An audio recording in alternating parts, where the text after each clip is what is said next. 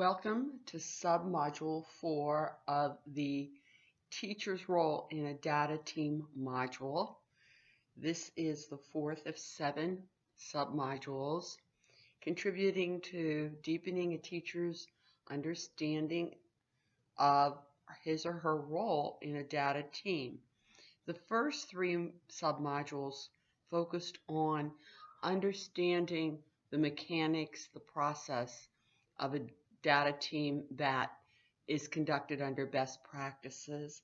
Now we're going to talk about developing skills in effective communication in this kind of setting or any collaborative setting.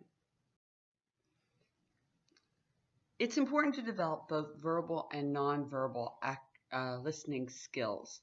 We are all aware of those, particularly the nonverbal active listening skills.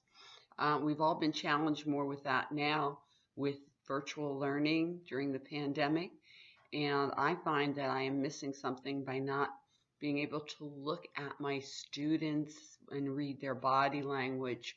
So I feel like I am being deprived of an important element in my in-person teaching. But sometimes we don't own this the way we've been asking you to own the things in these submodules. Own your participation verbally and non-verbally.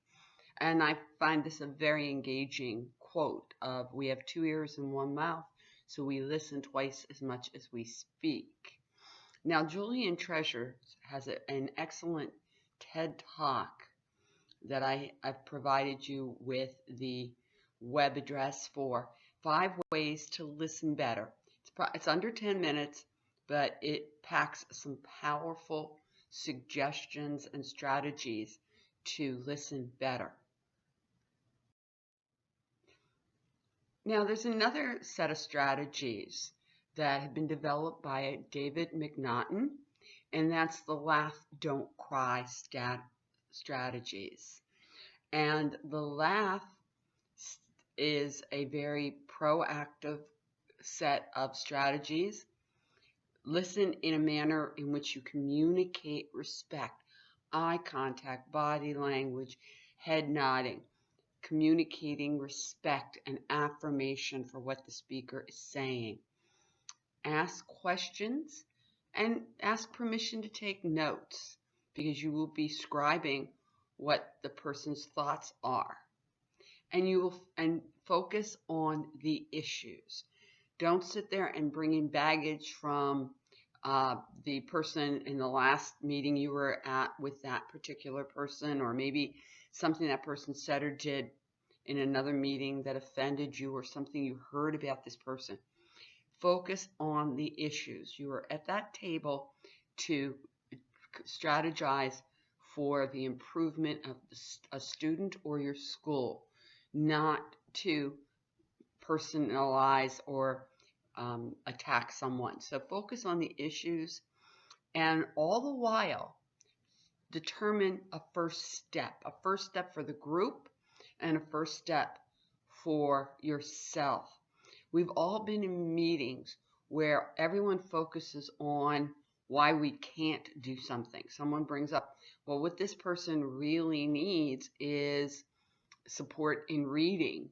And everyone will go around the table and say, oh, well, the reading specialist doesn't have time to see them, or, oh, if we had this particular materials, if we had Wilson reading, we could really have this child soar. He's a perfect candidate. And everybody says, oh, yes, he's a perfect candidate for Wilson. And then we talk about other success stories. And our time is up, whatever time allotted for the meeting. And all we did was validate problems.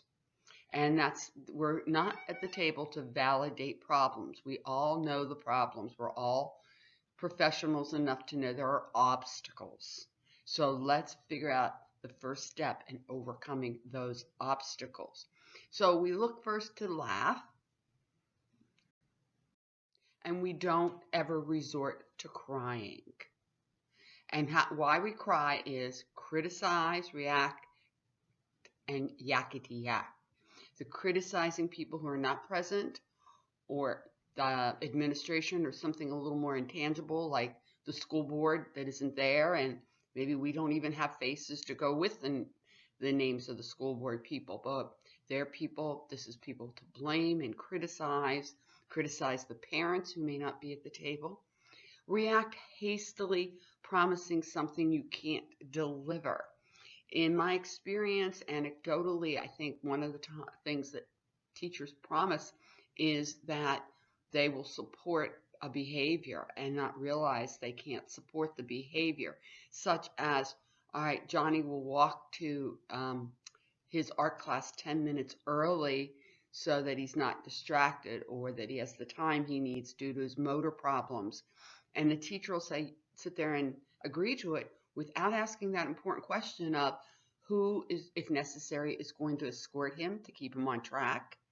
The teacher can't leave her class.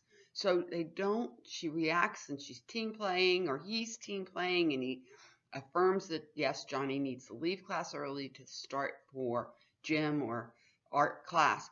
But that missing piece is not there of who is going to be responsible for Johnny walking down the hall, if that is an issue. And yakety yak is all that tangential conversation that pulls the team out of focus. Talking about something that happened in the community, world news, or something like that has no bearing. It might be important and perhaps it's something like a pending snow day tomorrow or something like that. That is important, but not important to this meeting, and therefore is termed the yakety yak of the meeting. Now, building on the familiar, we're going to be using on the next slide a familiar scenario, a parent-teacher conference, and it's going to walk us through Laugh, Don't Cry. And I'm going to ask you to have 3 people, or 2 people, and one person assumes 2 roles. One person is going to read the strategies, the LAA, Don't Cry, or I'm sorry, it should be LAFF, Don't Cry strategies. An attendee is going to read the teacher's part, and one attendee is going to read the parent's part. And once you have done this little role playing, determine what is a takeaway from this exercise, if anything. And from this familiar scenario, what can you apply to a team meeting with your colleagues? So let's practice a little. Now, this scenario that is one that was taken from McNaughton and Vostell's work in this area, and with permission, this is used to help you understand the process. Now, I'm going to ask you, if you found that interesting, to read from the author the article written on this strategies that presents a very deep understanding of the benefits of these strategies, and engage in a reflection and a discussion of these.